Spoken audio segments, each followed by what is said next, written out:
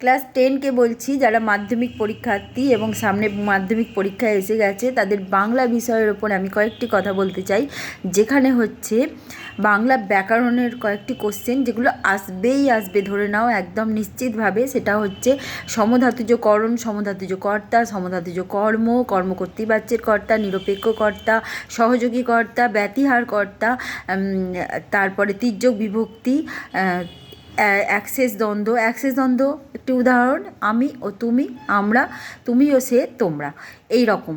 আচ্ছা, এরপরে হচ্ছে তোমার কোন সমাসের কারক, কারকের সাথে সম্পর্কিত কারক নয়, কোন কোন পদগুলোকে কারক নয় বা অকারক বলা হয়, বিভক্তি এবং অনুসর্গের মধ্যে পার্থক্য, বিভক্তি আর যেটা নির্দেশকের মধ্যে পার্থক্য কী, সন্ধি সমাসের মধ্যে পার্থক্য কী, বা সমাস শব্দের ব্যুৎপত্তিগত অর্থ লেখো। সমাস শব্দের ব্যুৎপত্তিগত সম যুক্ত অস যুক্ত অ।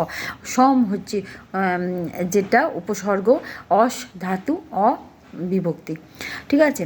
আচ্ছা, এই যে মানে সমাসের প্রকৃত অর্থ কী, বা বহুব্রী সমাসের মানে কি, দ্বন্দ্ব মানে কি, দ্বিগু মানে কি, বা তৎপুরুষ মানে কি, কর্মধারয় মানে কি, এগুলো সব আসতে পারে।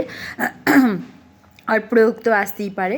এ গেল ব্যাকরণে। আর কয়েকটি কথা যেটা হচ্ছে গদ্য পদ্যর ক্ষেত্রে কিন্তু, আর হ্যাঁ, করণের বিপসা আসতে পারে। বিপসা মানেই দুবার বলা হচ্ছে কথাটা, যেমন হচ্ছে রোগে রোগে ভুগে সারা হলো, ফুলে ফুলে গাছ ভরে গেছে, এই সমস্ত হচ্ছে করণের বিপসা। ব্যতিহার আর সহযোগী কর্তা আসে। ব্যতিহার মানে লড়াই, সহযোগী মানে একসঙ্গে কাজ করা।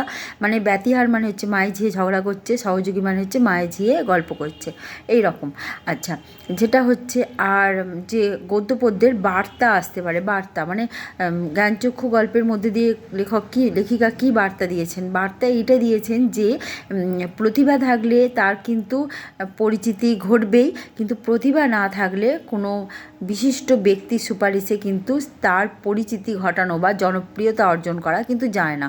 কারোর সাহায্যে কিন্তু জনপ্রিয়তা অর্জন করা যায় না। প্রতিভা থাকলে জনপ্রিয়তা আপনি আসবে, ঠিক আছে। কারোর সাহায্যে জনপ্রিয় হওয়া যায় না। এটা কিন্তু একটা তিক্ত অভিজ্ঞতার মধ্যে দিয়ে যেটা তপন বুঝতে পেরেছিল, ঠিক আছে। সেটা কিন্তু গল্পের মাধ্যমে লেখিকা বার্তা দিয়েছেন। আর অসুখী একজন কবিতার মধ্যে দিয়ে 3টে মেসেজ এসছে, যেটা হচ্ছে যুদ্ধ হলেই ধ্বংস অবশ্যম্ভাবী, আর রাজকর্তব্যের ডাকে পরিবারকে ত্যাগ করে যেতেই হয়, আর প্রিয়জনের জন্য অপেক্ষা চলতেই থাকে। আমি এই বার্তা নিয়ে কয়েকদিনের মধ্যেই একটা ভিডিও আনবো, সেটা দেখতে থাকো। সমস্ত গল্প কবিতায় কী বার্তা বলেছে সেটা কিন্তু বলে দেবো। আজকে এই পর্যন্ত, বাই।